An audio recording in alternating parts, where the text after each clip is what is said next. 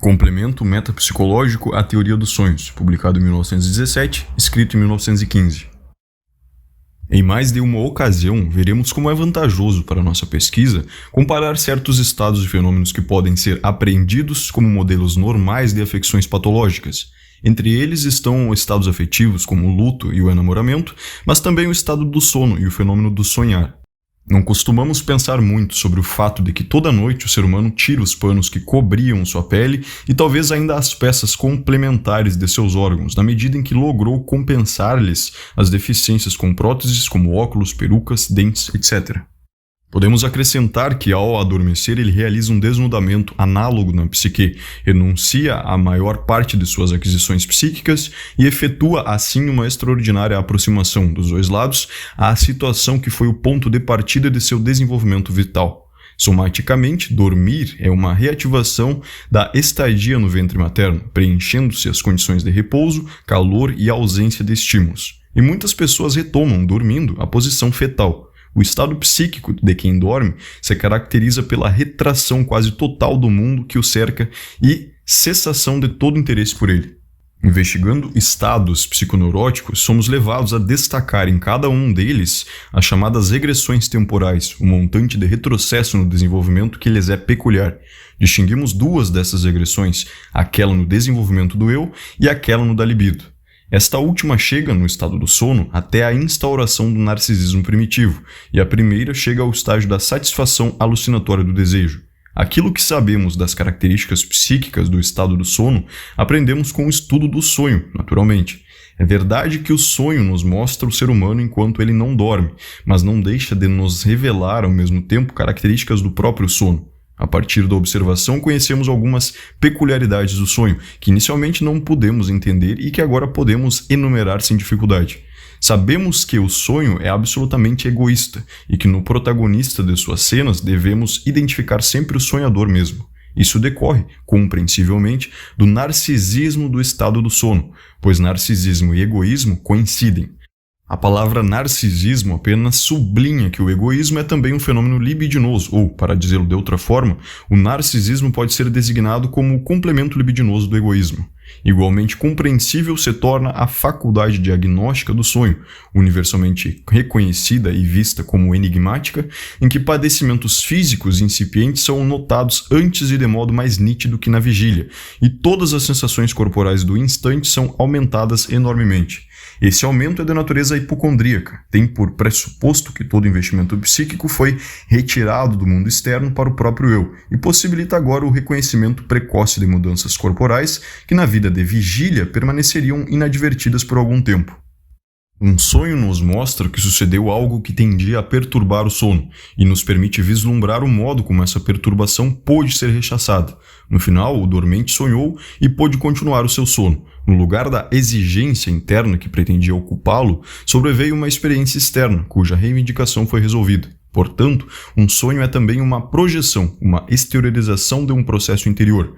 Lembramos já haver encontrado a projeção em outro lugar, entre os meios de defesa. Também o mecanismo da fobia histérica culminava no fato de, mediante tentativas de fuga, o indivíduo conseguir proteger-se de um perigo externo, que tomara o lugar de uma exigência instintual interna. Mas reservaremos uma discussão demorada da projeção para quando chegarmos à dissecção daquela doença em que tal mecanismo tem papel evidente. Mas de que modo se produz o caso em que a intenção de dormir é perturbada? A perturbação pode vir de uma excitação interna ou de um estímulo externo. Consideremos primeiro o caso menos transparente e mais interessante da perturbação a partir do interior. A experiência nos indica, como instigadores do sonho, vestígios diurnos, investimentos de pensamento que não obedeceram à retração geral de investimentos e conservaram, a despeito dela, uma certa medida de interesses libidinoso ou de outro tipo. Já de início, portanto, o narcisismo do sono teve que admitir uma exceção e com ela principia a formação do sonho. Na análise, tomamos conhecimento desses restos diurnos como pensamentos oníricos, latentes e, por sua natureza e por toda a situação, temos de reconhecê-los como ideias pré-conscientes como integrantes do sistema pré-consciente. O maior esclarecimento na formação do sonho não é alcançado sem superarmos algumas dificuldades. O narcisismo do estado de sono significa a retirada do investimento de todas as representações de objeto, tanto das partes inconscientes delas como das pré-conscientes. Logo, se determinados restos diurnos permaneceram investidos, hesitamos em supor que durante a noite eles adquiram energia bastante para se fazer notar pela consciência. Inclinamo-nos antes a supor que o investimento que retiveram seja bem mais fraco do que o possuído durante o dia. A análise nos dispensa demais especulações nesse ponto ao demonstrar que esses restos diurnos têm de receber um reforço das fontes de impulsos instintuais inconscientes se forem atuar na construção do sonho. De início, essa hipótese não apresenta dificuldades, pois temos de crer que a censura entre pré-consciente e inconsciente se acha bem diminuída no sono e o trânsito entre os dois sistemas é facilitado, portanto. Mas uma outra consideração não pode ser ignorada. Se o estado narcísico do sono implica a retirada de todos os investimentos dos sistemas inconsciente e pré-consciente, então não é possível que os restos diurnos obtenham reforço dos impulsos instintuais inconscientes, os quais entregaram ao eu seus próprios investimentos. A teoria da formação do sonho perde-se aqui numa contradição, ou tem de ser salva através de uma modificação da hipótese sobre o narcisismo do sono. Como se verá depois, uma hipótese assim limitadora será inevitável também na teoria da dementia precox. Ela só pode afirmar que a parte reprimida do sistema inconsciente não obedece ao desejo de dormir que provém do eu, conserva no todo ou em parte o seu investimento e, devido à repressão, conquistou um certo grau de independência em relação ao eu. Ainda em conformidade a isso, também um certo montante do gasto com a repressão do contra-investimento deveria ser mantido durante a noite para fazer frente ao perigo instintual, embora a inacessibilidade dos caminhos que levam à liberação de afetos e a motilidade possa abaixar consideravelmente o nível do contra-investimento necessário. Podemos, então, representar da seguinte maneira a situação que conduz à formação do sonho. O desejo de dormir procura recolher todos os investimentos enviados pelo eu, instaurando um narcisismo absoluto. Isso pode ter êxito apenas parcialmente, pois a parte reprimida no sistema inconsciente não acompanha o desejo de dormir. Logo, é preciso que também uma parcela dos contra-investimentos seja mantida e que a censura entre inconsciente e pré-consciente permaneça, ainda que não em plena força. Até onde alcançar o domínio do eu, todos os sistemas estarão vazios de investimentos. Quanto mais fortes são os investimentos instintuais e inconscientes, mais instável é o sono. Conhecemos igualmente o caso extremo em que o eu renuncia ao desejo de dormir, porque se sente incapaz de inibir os impulsos reprimidos que são liberados durante o sono. Em outras palavras, desiste do sono porque tem medo dos sonhos. Depois, apreciaremos em toda a sua importância a hipótese da insubordinação dos impulsos reprimidos. Como uma segunda ameaça ao narcisismo, devemos considerar a possibilidade, já referida, de que também alguns dos pensamentos diurnos pré-conscientes se revelem resistentes e mantenham parte do seu investimento. No fundo, os dois casos podem ser idênticos. A resistência dos vestígios diurnos pode remontar ao nexo com impulsos inconscientes, presente já na vida desperta, ou a coisa não é tão simples e apenas no estado onírico os restos diurnos não inteiramente esvaziados se vinculem ao reprimido, em virtude da comunicação facilitada entre pré-consciente e inconsciente. Em ambos os casos há o mesmo avanço decisivo rumo à formação do sonho. Forma-se o desejo pré-consciente de sonhar, o qual dá expressão ao impulso inconsciente no material dos restos diurnos pré-conscientes.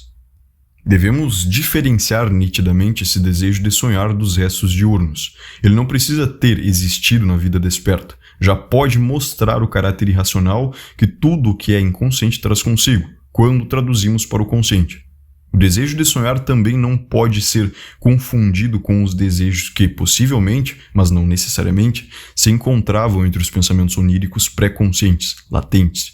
Mas, tendo havido esses desejos pré-conscientes, o desejo de sonhar junta-se a ele como reforço mais eficaz. Vejamos agora as vicissitudes posteriores desse desejo, que na sua essência representa uma reivindicação instintual inconsciente e que no pré-consciente formou-se como desejo de sonhar, fantasia realizadora de desejo. Ele poderia se resolver em 3 caminhos diferentes, segundo nos diz a reflexão. Pelo caminho que na vida desperta seria o normal, irrompendo na consciência a partir do pré-consciente, ou criando uma descarga motora direta, evitando a consciência, ou tomando o caminho insuspeitado que a observação nos faz realmente seguir. No primeiro caso, ele se tornaria uma ideia delirante, tendo o conteúdo da realização do desejo, mas isso não ocorre jamais no estado do sono. Embora bem pouco familiarizados com as condições metapsicológicas dos processos anímicos, podemos talvez extrair desse fato a indicação de que o esvaziamento completo de um sistema o faz pouco inclinado a responder às incitações. O segundo caso, a descarga motora direta, deveria ser excluído pelo mesmo princípio, pois normalmente o acesso à motilidade se acha ainda um tanto além da censura da consciência, mas de forma excepcional é observado como sonambulismo. Não sabemos que condições o tornam possível e por que não acontece com maior frequência. O que sucede realmente na formação do sonho é uma decisão muito notável e inteiramente imprevisível. O processo urdido no pré-consciente e reforçado pelo inconsciente toma um caminho retrógrado através do inconsciente rumo à percepção que se impõe à consciência. Essa regressão é a terceira fase da formação do sonho. Vamos repetir as anteriores para ter uma visão geral. Reforço dos vestígios diurnos pré-conscientes pelo inconsciente, produção do desejo onírico. Uma tal regressão chamamos de topológica, para distingui-la da temporal ou histórico-evolutiva, já mencionada. As duas não têm o que coincidir sempre, mas o fazem justamente no exemplo que para nós se oferece. A reversão do curso da excitação, do pré-consciente pelo inconsciente até a percepção, é ao mesmo tempo o retorno ao estágio primeiro da realização alucinatória do desejo. Sabemos, a partir da interpretação dos sonhos, de que maneira se dá a regressão dos vestígios diurnos pré-conscientes na formação do sonho. Os pensamentos são transpostos em imagens predominantemente visuais, as representações de palavras são reconduzidas às representações de coisas que lhes correspondem, como se, no todo, o processo fosse governado por considerações atinentes à figurabilidade. Depois de consumada a regressão, resta no sistema inconsciente uma série de investimentos das lembranças de coisas sobre as quais atua o processo psíquico primário, até que, pela sua condensação e pelo deslocamento dos investimentos entre elas, dá forma ao conteúdo manifesto no sonho. Apenas quando as representações de palavras que se acham nos restos diurnos são vestígios frescos, reais de percepções, e não expressão de pensamentos, é que são tratadas como representações de coisas e submetidas às influências da condensação e do deslocamento.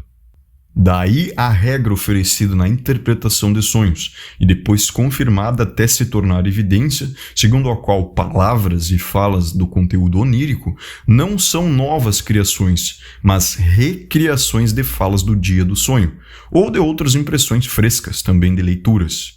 É digno de nota quão pouco o trabalho do sonho se atém às representações de palavras. A todo momento ele se dispõe a trocar as palavras umas pelas outras, até encontrar a expressão mais conveniente para a representação plástica.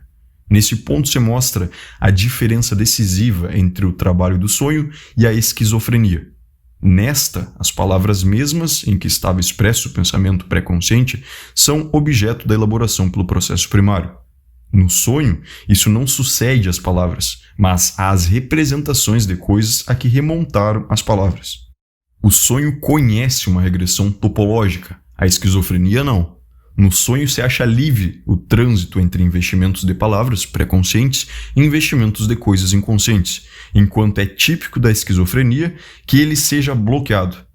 A impressão feita por essa diferença é atenuada justamente pelas interpretações de sonhos que fazemos na prática psicanalítica.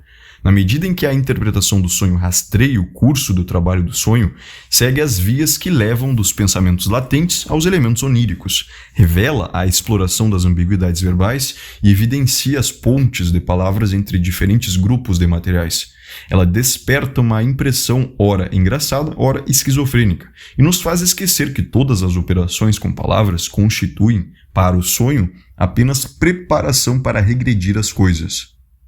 O processo onírico se completa quando o conteúdo de pensamento, transformado regressivamente, remodelado numa fantasia-desejo, torna-se consciente como percepção sensorial, e nisso experimenta a elaboração secundária, a que está sujeito todo o conteúdo perceptivo. Dizemos que o desejo onírico é alucinado e, enquanto alucinação, acha maneira de crer na realidade de sua concretização. É precisamente a essa parte conclusiva da formação do sonho que se ligam as mais fortes incertezas, e para o esclarecimento delas vamos comparar o sonho aos estados patológicos a ele aparentados. A formação da fantasia-desejo e o seu regredir à alucinação constituem partes essenciais do trabalho do sonho, mas não pertencem exclusivamente a ele. Acham-se igualmente em dois estados mórbidos, na confusão alucinatória aguda, a amentia, e na fase alucinatória da esquizofrenia. O delírio alucinatório da amentia é uma fantasia de desejo claramente reconhecível, com frequência inteiramente ordenada, como um belo devaneio. Poderíamos falar, de um modo bem geral, de uma psicose de desejo alucinatório e atribuí-la tanto ao sonho como à mentir. Há também sonhos que consistem apenas de fantasias de desejo, não deformadas e bem ricas de conteúdo. A fase alucinatória da esquizofrenia foi menos estudada. Via de regra parece ser de caráter composto, mas no essencial poderia corresponder a uma nova tentativa de restituição, que busca devolver o investimento libidinal às representações de objetos. Não posso estender a comparação a outros estados alucinatórios em várias afecções patológicas porque não disponho aí de experiência própria, nem posso utilizar a de outros. Fique claro que a psicose de desejo alucinatória, no sonho ou em outros casos, realiza duas operações que absolutamente não se confundem. Não apenas leva à consciência desejos escondidos ou reprimidos, mas apresenta-os em inteira boa-fé como satisfeitos. Faz-se mister entender essa conjunção. Não é possível afirmar, de modo algum, que os desejos inconscientes deveriam ser tidos como realidades após se terem tornado conscientes, pois nosso juízo é sabidamente capaz de distinguir realidades de ideias e desejos, por mais intensos que sejam. Por outro lado, parece justificado supor que a crença na realidade se liga à percepção através dos sentidos. Se um pensamento encontrou o caminho para a regressão até os traços mnêmicos inconscientes de objetos, e daí à percepção, admitimos a sua percepção como real. Logo, a alucinação traz consigo a crença na realidade. Pergunta-se agora qual a condição para o surgimento de uma alucinação. A primeira resposta seria a regressão, o que substituiria a questão da origem da alucinação pela do mecanismo da regressão. No que toca aos sonhos, a resposta não precisa tardar. A regressão dos pensamentos oníricos inconscientes às imagens mnêmicas das coisas é claramente consequência da atração que esses representantes instintuais e inconscientes, por exemplo, lembranças reprimidas de vivências, exercem sobre os pensamentos vertidos em palavras. Mas logo notamos que seguimos uma trilha errada. Se o segredo da alucinação não fosse outro que o da regressão, toda regressão com intensidade bastante deveria produzir uma alucinação com crença na sua realidade. Mas conhecemos muito bem os casos em que uma reflexão regressiva traz à consciência imagens mnêmicas visuais bastante nítidas, que nem por isso tomamos por uma percepção real. E podemos muito bem imaginar que o trabalho do sonho penetre até essas imagens mnêmicas, tornando conscientes as até então inconscientes, sustentando à nossa frente uma fantasia-desejo pela qual ansiaríamos, mas que não reconheceríamos como a real concretização do desejo. A alucinação deve ser, portanto, mais do que a animação regressiva de imagens mnêmicas em si inconscientes. Tenhamos presente ainda que é de grande importância prática distinguir percepções de ideias, mesmo que intensivamente lembradas. Toda a nossa relação com o mundo externo, como a realidade, depende dessa capacidade. Formulamos a ficção de não termos sempre possuído tal capacidade e de que no início da nossa vida psíquica realmente alucinamos o objeto gratificante, ao sentirmos necessidade dele. Mas a satisfação não ocorreria nesse caso, e logo o fracasso deve ter nos movido a criar um dispositivo que ajudasse a distinguir entre essa percepção fruto do desejo e uma real satisfação, e a evitá-la no futuro. Em outras palavras, bem cedo abandonamos a satisfação alucinatória do desejo e instituímos uma espécie de exame da realidade. Surge agora a questão de em que consistia tal exame da realidade, e de como uma psicose de desejo alucinatória do sonho, da amentia e de condições análogas chega a suspendê-lo, estabelecendo o antigo modo de satisfação. A resposta pode ser obtida se determinarmos com maior precisão o terceiro de nossos sistemas psíquicos, o sistema consciente, que até o momento não separamos nitidamente do pré-consciente. Já na interpretação dos sonhos, tivemos de enxergar a percepção consciente como realização de um sistema particular, ao qual atribuímos certas características notáveis e ao qual temos bons motivos para conferir mais alguns traços. Tal sistema, lá denominado P, nós o faremos coincidir com o sistema consciente, de cujo trabalho depende habitualmente a passagem para a consciência. No entanto, o fato de algo se tornar consciente não coincide totalmente com o dado de permanecer a um sistema, pois já verificamos que é possível notar imagens mnêmicas sensoriais a que não podemos conceder um lugar psíquico no sistema consciente, ou P. Mas será lícito adiar o tratamento dessa dificuldade até colocarmos o próprio sistema consciente no centro de nosso interesse. No contexto presente, nos será permitida a hipótese de que a alucinação consiste num investimento do sistema consciente, P, que porém sucede não a partir de fora, como é normalmente, mas de dentro, e de que ela tem por condição que a regressão vá ao ponto de alcançar esse sistema mesmo, podendo assim colocar-se fora do exame da realidade. Num contexto anterior, os instintos e seus destinos, reivindicamos para o organismo ainda desamparado a capacidade de obter uma primeira orientação no mundo por meio de suas percepções, ao distinguir entre fora e dentro com referência a uma ação muscular. Uma percepção levada a desaparecer mediante uma ação é reconhecida como externa, como realidade. Quando tal ação nada modifica, a percepção vem no próprio interior do corpo, não é real. Para o indivíduo é valioso possuir um tal meio de distinguir a realidade, que significa ao mesmo tempo uma ajuda contra ela. E ele bem gostaria de ser dotado de um poder similar contra as exigências muitas vezes implacáveis de seus instintos. Daí ele se esforçar tanto em transpor para fora o que incomoda de dentro, em projetar. Após uma dissecção minuciosa do aparelho psíquico, devemos atribuir apenas ao sistema consciente tal função de orientação no mundo através da distinção entre fora e dentro. Consciente deve dispor de uma inervação motora, mediante a qual é constatado se a percepção pode ser levada a desaparecer ou se resiste. O exame da realidade não precisa ser outra coisa além desse dispositivo. Mas não podemos dizer sobre isso, pois a natureza e o modo de trabalho do sistema consciente ainda são pouco conhecidos. Situaríamos o exame da realidade como uma das grandes instituições do eu, ao lado das censuras entre os sistemas psíquicos, as quais já conhecemos, e esperamos que a análise das afecções narcísicas nos ajude a descobrir outras instituições desse tipo. Por outro lado, já agora a patologia nos ensina de que maneira o exame da realidade pode ser suspenso ou colocado de fora de ação, e aprenderemos isso de modo mais inequívoco na psicose de desejo, na amentia, do que no sonho. A amentia é a reação a uma perda que a realidade afirma, mas que o eu deve negar por insuportável. Em consequência, o eu rompe a relação com a realidade, subtrai ao sistema das percepções conscientes o investimento, ou, melhor talvez, um investimento cuja natureza especial ainda pode ser objeto de investigação. Com esse afastamento da realidade, o seu exame é posto de lado. As fantasias de desejo, não reprimidas, inteiramente conscientes, podem penetrar no sistema e a partir de lá são reconhecidas como uma realidade melhor. Uma tal subtração pode ser contada entre os processos de repressão. A mentia nos oferece o interessante espetáculo de uma desunião entre o eu e um de seus órgãos, aquele que talvez o servisse mais fielmente e lhe fosse mais intimamente ligado. O que na amentia é realizado pela repressão é feito no sonho pela renúncia voluntária. O estado de sono não quer saber do mundo externo, não se interessa pela realidade, ou apenas o faz quando há o risco de se abandonar o estado de sono, de se despertar. Logo, ele subtrai o investimento do sistema consciente, tal como dos outros sistemas, o pré-consciente e o inconsciente, na medida em que as posições neles presentes acatem o desejo de dormir.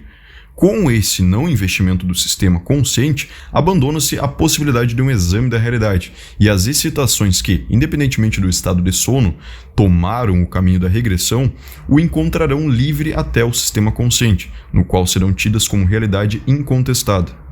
Quanto à psicose alucinatória da dementia precox, deduziremos de nossas considerações que ela não pode estar entre os sintomas iniciais de tal afecção.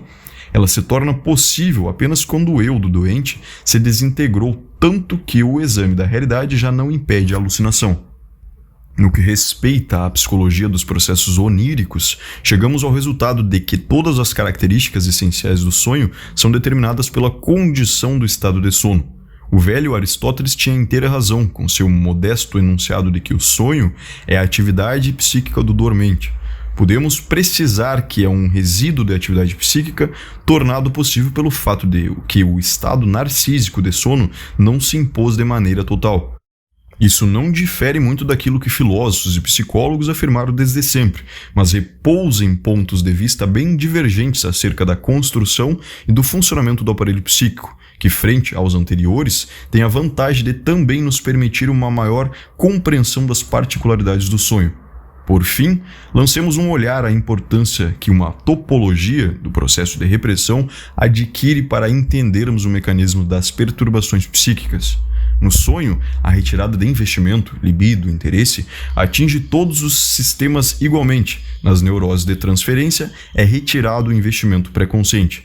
Na esquizofrenia, o do inconsciente. Na amentia, o do consciente.